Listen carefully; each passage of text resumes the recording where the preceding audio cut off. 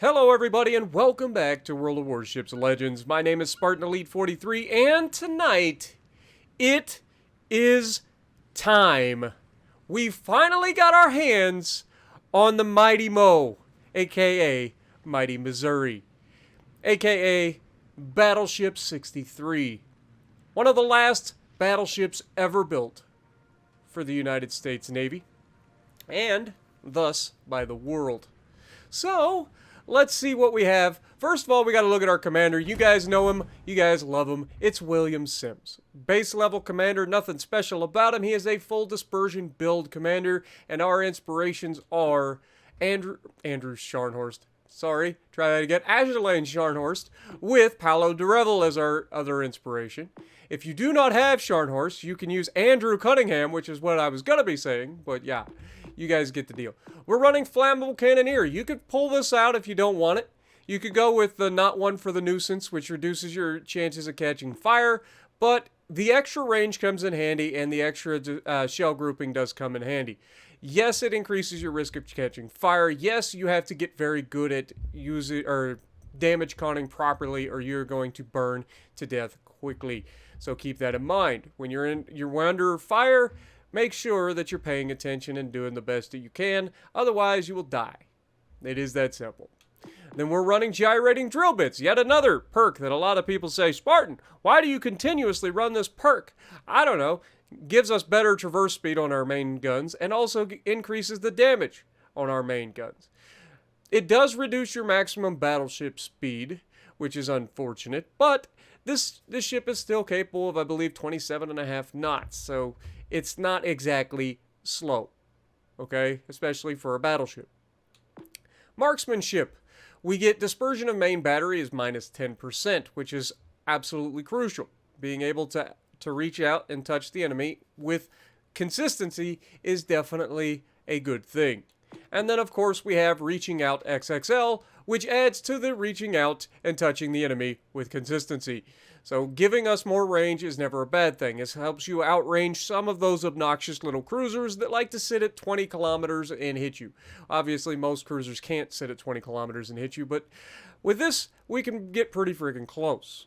I don't like to run Emergency Specialist because of the negative. Damage control party duration minus 70%, which doesn't sound like a bad thing, because it gets you on your cooldown much faster, and your cooldown is reduced by 30%, meaning you're able to get your damage cons back faster. However, in my experience, this minus 70% debuff to your damage control party duration is absolutely devastating. I cannot express to you how many times I have immediately been set on fire or accidentally taken a torp as soon as going on damage control cooldown, solely due to the fact that this thing reduces the duration of the invulnerability period once you activate damage control by 70%. So I don't recommend this perk at all. Okay? Properly meticulous, I don't run this on any American battleships, I don't believe. So keep that in mind. And Will to Rebuild, obviously a great choice, especially in a division. However, you could make an argument for Fight Fire with Fire, and I wouldn't argue it, because it is an absolutely amazing perk, and definitely comes in handy, especially when we talk about what we just did with the Flammable Cannoneer and all of that stuff. Okay? So Fight Fire with Fire is a great perk. Will to Rebuild is just broken, so I tend to use it just because it may not always activate, but when it does, it will carry you through a match. Like, there's no other way to say it. Like, Will to Rebuild is incredibly broken. I've said it many a times. I've got videos to prove it. I may even showcase a video with Aaron and Peak to prove once again how broken Will to Rebuild actually is. And even with the recent change to the pinning mechanics and partial pins and all of that, I still think Will to Rebuild is incredibly broken and needs to be altered slightly. Okay? So we'll go over that when we can. I know it's a hot topic. I know a lot of people hate me for saying it, but I'm a battleship main. You guys know it. Will to Rebuild is what it is, okay? I've said it already. So let's look at our upgrades, our loadout. We are running AA Guns Mod 2 because, I mean, sometimes you just need to shoot planes down, okay? It is what it is. And then we run Steering Gears Mod 2 on our battleships. Why? Because I don't like to use Propulsion Mod on my battleships because, generally speaking, I am always going forward. Now, there are times where I wish I had propulsion mod on, but far more times where I wish I had steering gears. So, in my opinion, steering gears is the better play for my playstyle. Okay? And then we're running concealment system mod to give us that little bit of a bonus to our concealment, giving us a chance to get that shot off after the enemy has already been seen. But we'll see how that works out for us. And of course, we are running artillery plotting room for that extra dispersion buff. Okay? So, the loadout. What makes Missouri special? Why is it worth 30,000 steel? Well, honestly, it's special for 2 reasons to me. 3 if you count the fact that it's an Iowa-class battleship. So it's an Iowa-class battleship. It happens to be a ship that was historically significant because it was the ship chosen to accept the surrender of the Japanese during World War II on its deck. And there is a plaque commemorating this right here. You see that little gold plate right next to Turret 2? That is the plaque commemorating the location of the Japanese surrender on World War II. It is an amazing detail. Again, I love it. Also, Battleship Missouri gets its unique American flag and the ship number 63, BB-63, on the top of the turret number 1. That is something that was unique to Battleship Missouri. I do believe New Jersey had 62 on the second turret for a while during possibly the 80s. I could be wrong. Just trying to go by memory here. I do know a lot about the Iowa classes, but I don't know everything. All right, there are channels out there that are much more knowledgeable than I am. But let's get into what makes this ship special from the in-game standpoint, and that is this: it has one of the best radars in the game. It is 9.5 kilometers and 35 seconds in duration. You get 2 of them. Okay, this is only outdone by the Des Moines up until recently, where the Des Moines received a nerf to her duration. So keep that in mind. This is a very good radar. Why is 35 seconds a significant duration? Well, it means you get 2 shots off as long as you radar while your guns are loaded. That'll mean you get 2 shots at whatever you radar. Okay, you get your first shot as soon as you radar, and then you immediately start your reload, and that allows you to get a second shot off before the person disappears, as long as they stay within range. So, a huge bonus. Remember, most destroyers cannot survive 2 salvos of armor piercing from a battleship. I say most because it is possible that they survive, and if you get bad RNG, you know how it goes. But generally speaking, it takes 2 salvos of armor piercing from a battleship to kill a destroyer. Some of them die in 1 shot, but usually it takes 2 salvos. So getting the ability to 2 salvo a destroyer is huge. Now, we do have the Alpha Tester flag. This is fully cosmetic, so keep that in mind. There is nothing funny about, or nothing that this adds other than the fact that I'm an Alpha Tester, been around for a long time. Type 9 camo is the camo that comes with the ship when you buy it. It is fully upgraded, so you don't have to worry about that. It is 4.5% incoming dispersion as well as detectability range, which is great. Okay, survivability, 67,800 hit points with a 25% torpedo damage reduction, pretty standard for the Iowas. Artillery, you get 9 406mm Mark 7 main batteries that reach out to 19.5 kilometers with this build. Reload in just 28.4 seconds because we are running Palo de Revel. Okay, so that's why we are sub 30 seconds here. 180-degree turn time, 32.7 seconds, so not bad. HE shell maximum damage is 5,700 with a 36% chance to set fires, and our AP shell maximum damage is 14,850 damage. Why is that significant? Because that is old Iowa AP damage. If you guys remember correctly, back in the day, the Iowa received a nerf. And what was one of the main courses of the nerf? Well, it just happened to make the Iowa's shells not hit as hard. This retains the original Iowa AP shell damage, which means this thing hits like a freight train. Man, you guys know the Iowa, you love the Iowa as much as I do probably. So, I mean, having that extra couple of hundred damage is significant when it comes to not leaving people with enough to get away. Sound familiar? let's get into it. Secondaries, of course, you have the 127mm Mark 32 5-inch 38 caliber guns, which you get 20 of. You get 5 turrets on either side of the ship, which are dual gun turrets. They reach out to 5 kilometers and reload in 6 seconds. You fire HE shells out of them with an 1800 maximum damage and a 5% chance to set fires. AA defense is second to none other than other American battleships like Iowa, Montana. I think Montana is actually slightly worse for some reason. But the Iowa-class battleships are known from history to have some of the most formidable AA ever attached to a battleship. I've said it before, I'll say it again. The Iowa-class battleships were originally set... I'm gonna butcher this. I want to say it was 1,800 men were supposed to be on board. When they set sail in World War II, I believe they had 2,300 men on board, and that was solely to help man the AA, because they threw all of the AA on the ship, lots of 40mm Bofors, lots of Oerlikons. They had all of the guns, right? Plus, you had the 5-inch 38 dual-purpose secondaries, which were helping with AA as well. Which, of the 20mm Oerlikon Mark 20s, you have just under 60 of those. That would be 58, for those of you who are keeping count. 177 average damage per second with a 2.4 kilometer firing range, meaning that's a good chunk of AA that doesn't start until they get right on top of you, which is unfortunate. However, you do have the 40mm Bofors Mark II that you have 80 of that do 318 damage per second and reach out to 4.2 kilometers. That's solid.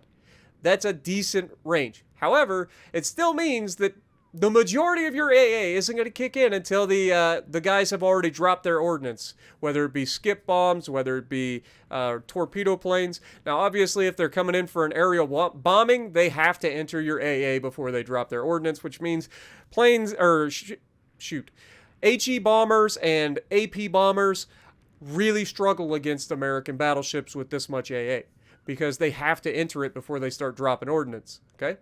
Now, the 127mm Mark 32 dual-purpose secondaries we already talked about, you have 20 of those that reach out to 6 kilometers, which is massive. And they do 151 damage per second, which is respectable out to 6 kilometers. That's kind of actually nutty, to be real. Maneuverability is 27 knots with this build. Like I said, gyrating drill bits we know slows you down. This thing's capable of 30 knots. I wish they would give the Iowa class their actual speed, which was 33 knots, which means that this thing should still be capable with gyrating drill bits of doing over 30 knots. But unfortunately, they do not agree with me. Turning circle radius of 920 meters, that's what we know and love about the Iowas. They do not like to turn. They are very sluggish in the turn. 16.5 second rudder shift, even with a steering gears mod 2 on. So keep that in mind. You have to pay attention to where the torpedoes are potentially coming from, and you have to make sure that you're doing the right things to avoid them, and not trying to avoid them once they're spotted, because once they're spotted, it's too late. You're not going to be able to dodge. So keep that in mind. Now, concealment is awful, but because of the concealment system mod, we do have a detectability by 13.2 kilometers by sea, 11.1 by air, 2 is always guaranteed, and 14.9 kilometer smoke firing penalty. Now let's check out the armor. Now, it's got the same 32mm bow as all of pretty much every American battleship and most Tier 6 and or Tier 7 and up battleships, with the exception of the Germans, who get better armor.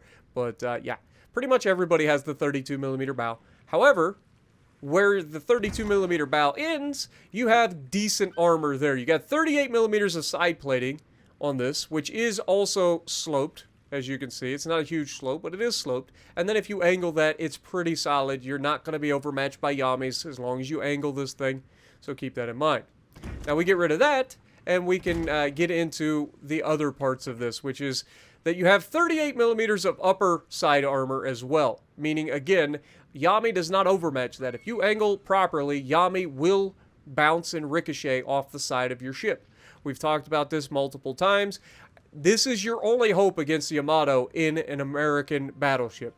You have to get them to shoot at the side of your ship. If they shoot the belt, you're screwed. Or if they shoot the bow, you're screwed. If you stay bow in, that's 15 to 20k per salvo, and they're going to chew you apart and spit you out.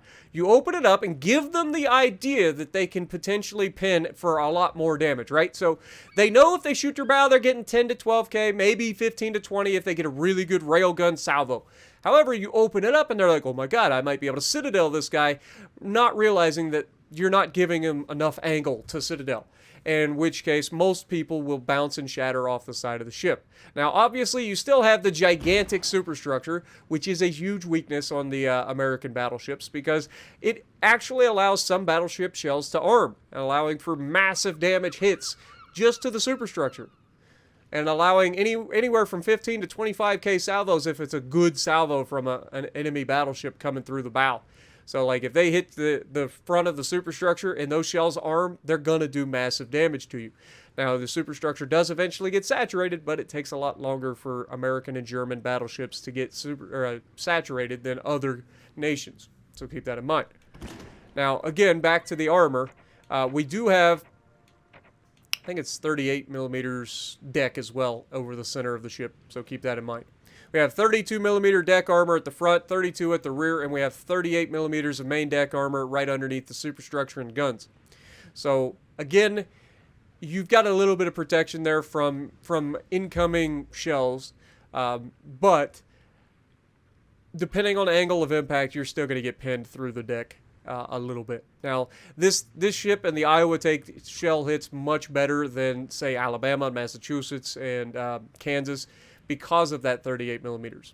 So it does help, trust me, it does help. Now, main batteries, obviously, they're pretty special, but keep that in mind. They are still vulnerable because they do tend to get knocked out quite a bit. It is known that everybody shoots at the superstructure when you're bow in, and anytime you get shells coming in, there's a good chance that you get a couple shells that hit that second turret. Turret 2 is the one that's going to get knocked out most because it does have that exposed barbette. Everybody likes to talk about the turret armor, but the turret armor is only so good. That barbette sticks up above the deck, as you can see. I can't really, there you go. You can see that turret barbette sticking up, that nice round barbette that it sits on, sticking up out of the deck, which means that there is some sort of flatness right there, especially on the front, that shells that miss the front turret and go between the guns can actually just knock your turret out really quickly. So keep that in mind. Anytime you have an exposed barbette like that on a battleship, it is a weakness that does end up causing you trouble at some point. Now, with that being said, we do have the Citadel, and it is a mostly submerged Citadel. It does look like it kind of peaks above the waterline just a little bit, but I think that's mostly due to the ship going in and out of the water. So keep that in mind. The Iowa-class battleships and most American battleships in general have a very well-protected Citadel. The problem is, people tend to be caught in turns, and when you get caught turning, that raises that Citadel out of the water, and it allows you to be punched.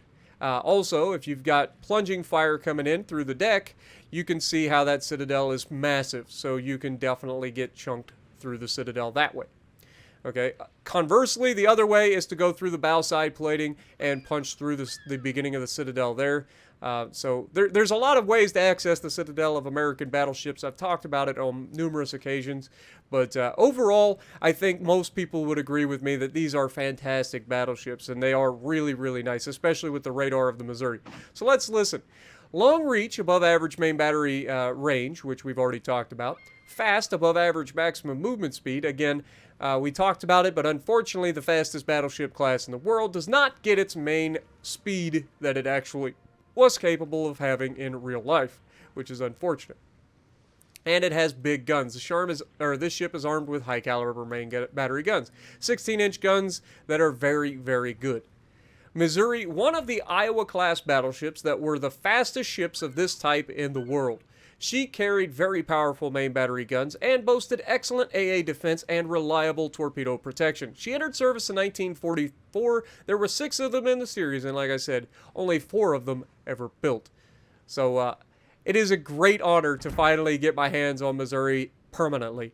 Like, I've been waiting for a long time. I've been saving up so much steel, but we finally get our hands on Mighty Mo. And she is a good-looking vessel. And like I said, you got the plaque there commemorating the Japanese surrender during World War II. And you get to see all the AA, the 5-inch main, or the 5-inch secondary batteries, those 5-inch 38s, which, if you guys didn't know, I have a video on the channel where I actually get to fire one of those 5-inch 38s from Battleship New Jersey. So I highly recommend you check out Touring Battleship New Jersey with Ryan Szymanski. And here you got the Missouri's Fantail. You'll love to see. I just love everything about the Iowa class battleships. I'm not gonna lie. I'm a bit of a geek. Y'all know it. I love it. But they are amazingly beautiful battleships. Probably, in my opinion, and many others, the most beautiful battleships ever built. So, with that being said, let's get to the gameplay. Alrighty, so we're going to be on Trident, and we are going to have a double feature. Hopefully you guys are ready. I know it's going to be a long first episode in this thing, but it's been such a long time coming. I've been trying for so long to get enough steel together to finally get this ship, to get my hands on the Mighty Mo. That radar is absolutely amazing, comes in super handy, and yeah, you do lose your spotter planes, but at the end of the day, I'll take a radar over spotter plane any day of the week, and it's not even a competition. So yeah, really do enjoy that part of Mighty Mo. The AP feels very similar to Iowa. You don't really notice the extra damage for the most part, but she just does have really solid performance, and it's hard to argue with it. It really is. It's just a great ship all the way around. Now, spawning in, we are in a division with Feel My Flame and his friend as well. I can't remember his name right off the top of my head, but it's Atomic. That's the one.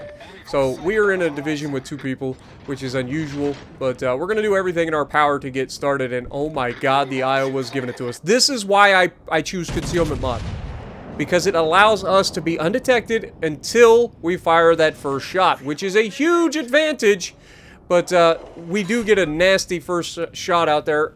I think it was Flame actually got a better hit than we did, but getting that first shot off without being detected is a huge deal. It allows us to have, you know, dictate the engagements. I talk about that all the time. Dictating the engagement is a huge deal. Now here, he's starting to turn in towards the island. He wants to limit who can touch it. Look at these railguns, my dudes. But unfortunately, this shot here ends up hitting the bow armor, so we don't get as much out of it. The second shots did manage to hit superstructure, I think, but we still didn't get much in the way of damage. Now, we know there's a destroyer in the Alpha Cap. We know that there's an Azeruma out here who's just been absolutely punished by Flame. And this is going to be one of those games where Flame and I pretty much control this entire match with our battleships. We've absolutely railed on battleships so far. Now, we've got 2 Iowas right here that are getting ready to shoot at our broadside. We get a shot out at the Azeruma and get an okay result. Not a lot.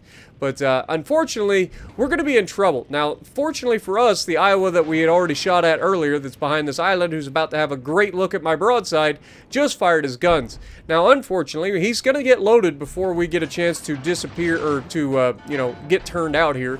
But we don't have a choice. We have to do what we do. Now, we are turning away from him, which should, in theory, lower our Citadel, making it harder for him to Citadel us. And we are going to go ahead and engage this Scharnhorst, who is giving us a flat broadside. I don't need to tell you how that's a bad idea. But we get turned out enough. He does get a couple of pins through the superstructure, but overall, we got away with pretty much murder right there. Getting the turn off and getting our guns fully to bear on the Scharnhorst, taking the majority of the Scharnhorst's health. Now, with 6 seconds left before we get loaded again with the front guns, this guy's pretty much done. There's nothing he can do about this, right? So we go ahead, we line him up, we get the shot out, and looks pretty solid. And of course we leave him alive, but the front guns, or the rear guns go as well to try to finish him off, and of course we leave him with just enough. Again. So you gotta love it. And that's when the Kansas gets spotted on the other side of the island. Now, I'm not gonna lie. I was not expecting the Kansas to be able to lob me, and it actually isn't the Kansas that's about to lob me, it's the Azeruma. I looked to my right, and I'm like, no way that Kansas just lobbed that. But it wasn't the Kansas, it was the Azeruma firing HE. So, keeping that in mind, we know there's a destroyer here, so we gotta watch that. And we also know that we have radar. Now, I was expecting the Kansas to stop. The Kansas does not stop. This Kansas goes full goofball mode and decides to pull out in front of everybody, broadside on, and just beg for it. Now, Iowa's, again, in the middle of the map, begging for it, so we go ahead and reach for that superstructure, and we get an okay hit. Nothing crazy. and we dodged the torpedoes that we knew would probably be coming off the bow. Now, we're going to go bow into the Kansas, which is what we want. And we're going to try to see if we can't affect him, as well as get ready to potentially radar if and when it becomes a thing. Now, you'll notice that the Kagero actually is spotted right now, so I don't actually need to radar. But what's he doing, guys? He's smoking up. And look at his range. He's 7.9 kilometers away. And when he went dark, he was 7.7, which means he's well within range. And now that I have my my guns loaded, I go ahead, I fire the guns, and I get the front guns away, rear guns away. Now, the rear gun's not going to get loaded again before the radar goes away, but the front guns will. Because I took so long to get the rear guns to fire there. However, again, this guy doesn't have any health. He's getting punished by everybody on our team, and he is down. That is the power of a radar. And that is the power of a battleship with radar. Meaning, I can put this ship in places that a cruiser wouldn't be able to. Okay, so keep that in mind. There are places that I can put this ship that cruisers just cannot survive. So having the ability to light these targets up on your own without needing a cruiser to be in a very, bad situation is beautiful. It really is. You cannot understate just how perfect a Missouri can affect a match if utilized properly. It's a radar that is almost certainly to be in position to radar and destroy a destroyer that is trying to take out battleships. Why? Because he's a target. Unlike the cruisers, destroyers try to avoid radar cruisers like the plague. Destroyers don't think about radars on battleships. There's only one battleship in the entire game that has a radar, and that is Missouri. But destroyers don't all look at that. Most destroyer players don't look at the composition. They just say, "Oh my God, there's a battleship over here. Let me go get a hold of him." And then the next thing they know, they're trying to smoke up because they put themselves in a bad position, and then I keep them lit up for 35 seconds. Yeah, it's pretty nasty. Now, Iowa, once again, he's stayed behind the island. He's limited who could shoot him, but now we're in a position where we can keep ourselves unspotted from the Azeruma on our left and keep ourselves bow into the Iowa unspotted from him. Now, we did get spotted momentarily because of a plane. And you can see that I really want to shoot the Azeruma, but he's kiting away to the back of the map. He's not really that much of a threat. He's spamming only HE. He doesn't understand how to use the AP of that thing, which is absolutely crazy good AP as well. If you've ever used the Azeruma AP, you know what I'm talking about. I'm giving him a broadside. He should be loading AP on me, but he doesn't. He actually just continues to shoot HE for the entirety of the match. Now, I don't want to sit here and allow that Azeruma to continue to shoot me because, as you can see, his HE hurts like a motherfucker too. So we can't sit here and take it. Now, we got our damage control back, meaning we will be able to put out a fire if we get double fired here. And we are going to go ahead and charge forward on the Iowa. Now, we don't get a radar back for another 57 seconds, so we've got to watch that. But we are going to take a shot at the superstructure, and we get triple fire. That is why it is so important to hold your damage cons, guys. You cannot force a damage con on a single fire. And a lot of times, it's not even recommended to force a damage con on a double fire if you know that you have a chance to be set on fire again very soon. Now, here's actually a shot of AP from the enemy Azeruma here. And, yeah, he didn't do as much with that as he thought he was going to, but he's 19 kilometers away at this point. He should have been using that when he was a little bit closer. But it doesn't matter. We take a shot at him. We did not lead him enough, unfortunately. But Iowa's going to take a shot at us. So we're going to angle there. You can see it hits the turret armor, the faces of the turret. It also manages to hit, a little bit of superstructure, get a little bit of damage. The enemy Iowa gets torped to death by atomic. And now we've got to look at a broadside Vladivostok. And all I can say is, you're dead now. There's no pass and go. There's no collecting $200 in a Vladivostok if you're broadside to an Iowa at 9 kilometers. You're done. You're just done. And then the Zara's like, oh my God, that guy disappeared pretty quickly. Maybe I can, avoid this. Now, I'm sorry, Peak Pageant, but unfortunately, rear turrets of justice say hello. Hello? Spartan? Rear turret of justice, thank you. Oh, it looks good. Is it gonna hit? No, they actually miss just short. It's unfortunate, but that's okay. We do fire the front guns, and those aren't going to miss as we get the Pitadel on top of it. So he goes down, leaving only the Azeruma left.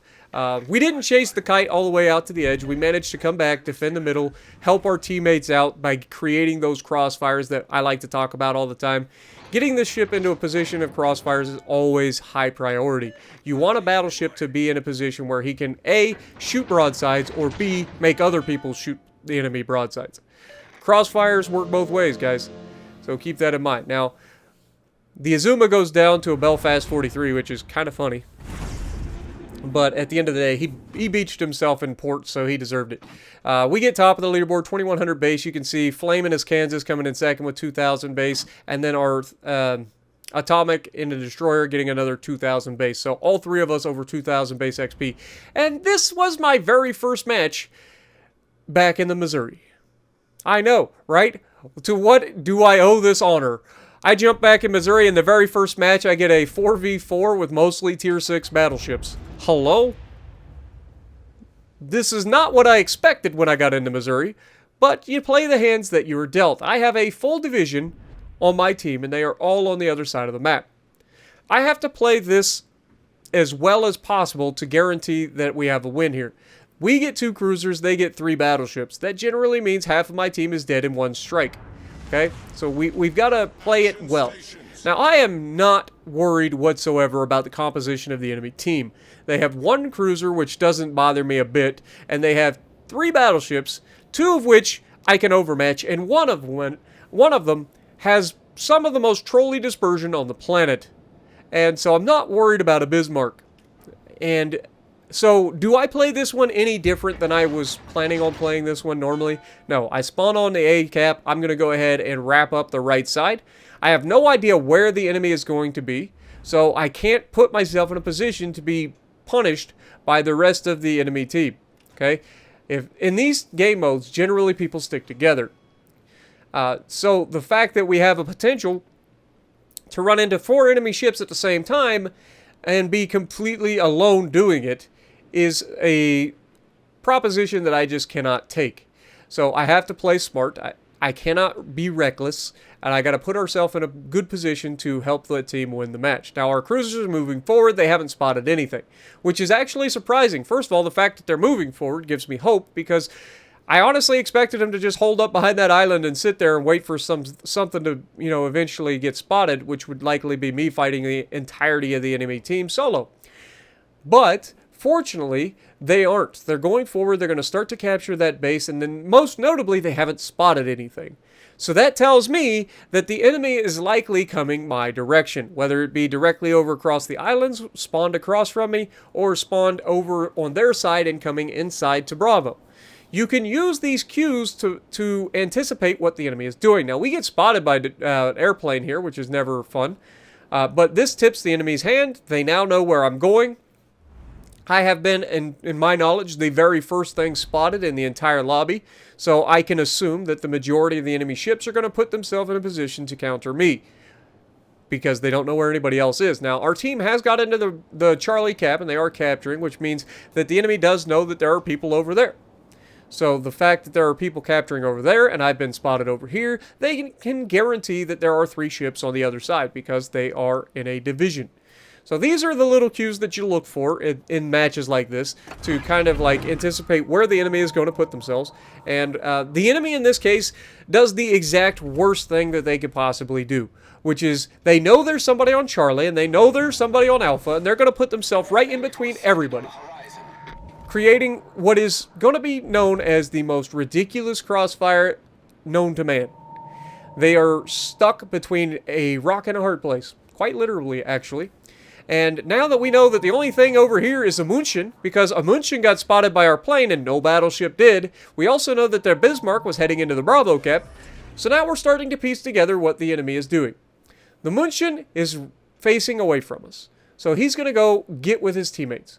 And I know that there's nothing here, so we're going to go ahead and start turning in, and we're going to go ahead and grab the Alpha cap. And in doing so, we're going to take every opportunity that we can to counter the push of the enemy battleships into the Bravo cap.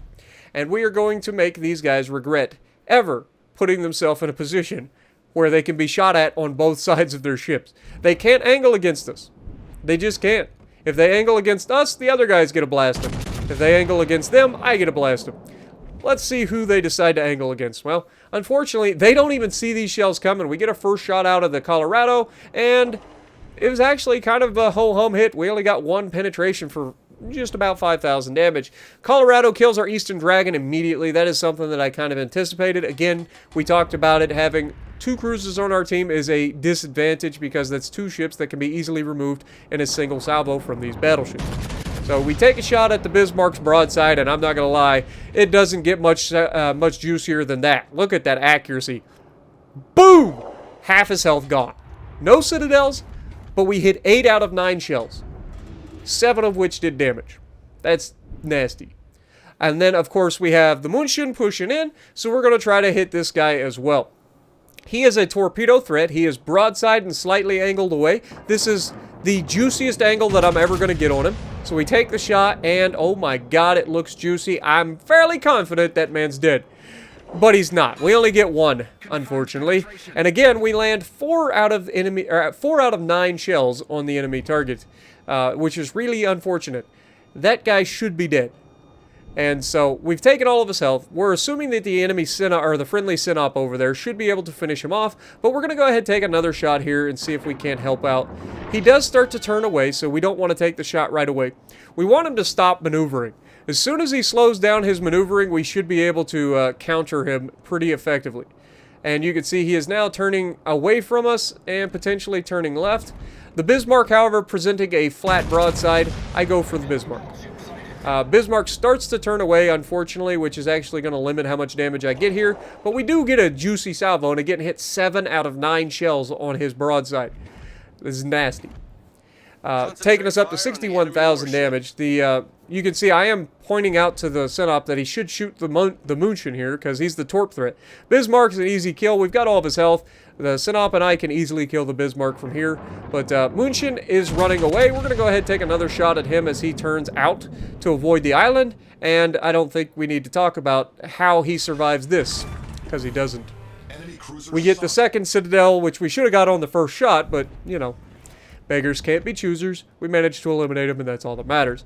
Now, Bismarck has healed some of his health back, but he no longer has any potential for Will to Rebuild in case he was running that, which I doubt, but you never know. If he was running Will to Rebuild, he no longer has that. So we're going to go ahead and reach into his superstructure. He is beaching, which means we want to wait until he stops and starts to reverse and then take the shot. Otherwise, our shells would continue to go into the island and we would miss all of our shots. There we get an 8,000 damage shot into his superstructure. Synop needs to be extremely careful here. He does have an icebreaker bow, but he still has a 25mm armor plate above that. So if the Bismarck knows what he's doing, he could go straight through the armor plating of the Synop around the deck. But this Bismarck has not shown that kind of awareness up to this point, so we're just going to try to help get rid of him. And because he was broadside to the Synop, Synop gets a very good shot into him as well. We reach out and try to hit his superstructure, and this is the one time where we managed to hit his guns instead of his superstructure. Now you can see I've already committed here. I'm going in after these 2 battleships that remain. Our cruiser is on the outside looking in and starting to harass these guys as well. And I want to give them something to shoot at. Now, I am not afraid of a Bismarck's guns whatsoever. Can he Citadel me? Absolutely. At this range, he can definitely Citadel me. But I'm more likely to be Citadel by the Leon and the Colorado on my right. So I bow tank those 2 guys. That's a lot of firepower. And let the Bismarck choose whether or not he wants to continue to try to shoot me. Now, at this point, I was worried that the Bismarck was actually going to ram our Synop. And while I do feel very confident that I can kill a Leon and a Colorado, the Leon is coming directly towards me and presents a potential ramming threat. So we have no choice here. We go ahead and try to lock onto target, look straight through his stern, and pull the trigger, and all of our shells go straight in, hitting 5 out of 9 again, and that's only because 5 shells was what it needed to kill him. Probably hit more than 5 shells. But we managed to go straight through the back, knowing the overmatch ability of this thing, and we punished him. Now, Synop easily has the kill on this Bismarck, like I said, so there's no reason we shouldn't, but Bismarck could potentially kill him here if he had his guns loaded. So we take the shot anyway in case the guy had already fired, but as soon as we do, our Synop gets reloaded and actually kills him with secondaries, which is kind of funny. Going broadside in a Synop to a Bismarck at close range seems like a very bad idea, because even a Bismarck struggles to miss at that kind of range. And going broadside in a Russian battleship to anything is asking to be sent back to port in one single salvo, as we demonstrated with the Vladdy earlier. Now, Colorado is heading away from us, so we're going to aim for midship, hoping for the shells to land stern and go through, but we aimed a little too high, so we end up missing most of our shells. He is going to, unfortunately, get around the backside of that island, and that's going to keep him away from us, unfortunately. Now, our Synop still has a potential shot at him, and could do some serious damage to him. Again, Synop also has 16-inch guns, and we're well within Synop's range to get that bonus for the accuracy of the main guns. So, the Colorado gets behind the island, breaks contact from our Synop. Our cruiser gets him spotted again, and now we're almost in a position to attack him. But we've got another island between us and the Colorado. Even though Colorado's coming out, and Colorado does kill our Helena, which was, again, one thing that I kind of anticipated. Colorado gets 2 kills, both of which on cruisers. So we're going to push forward. We're going to try to catch this guy. We don't want to fire too early, because you can see the game says that we're not able to lob this island right now. So we wait until we don't have that, and we punch through the side of a ship. We get 5 overpins. Yeah, you saw that right. And we aimed for the, thickest part of his armor. We still overpinned him. You gotta love it. It is what it is. So we're going to try to stay angled until the last second. We do know that we have plenty of armor. We got plenty of health. He's not likely to dev strike us. It's not out of the realm of possibility, but he's not likely to. So we're going to go ahead and start our turn, get ready to fire our guns, anticipating that we have the fire advantage, and we do. We have the reload advantage due to using Palo de Rebel. And it's situations like that that really hammer the point home that being able to reload faster is always a good thing. 123,000 damage in a game where there were only 4 enemy ships. We killed 3 of them. We did everything in our power to carry the team there, and I think we came up, pretty well. So let me know what you guys think. Are you guys excited for potential Missouri gameplay coming forward from this channel? If you are, make sure you punch the like button, leave a comment below, subscribe to the channel if you haven't already, and as always, I will see you in the next video.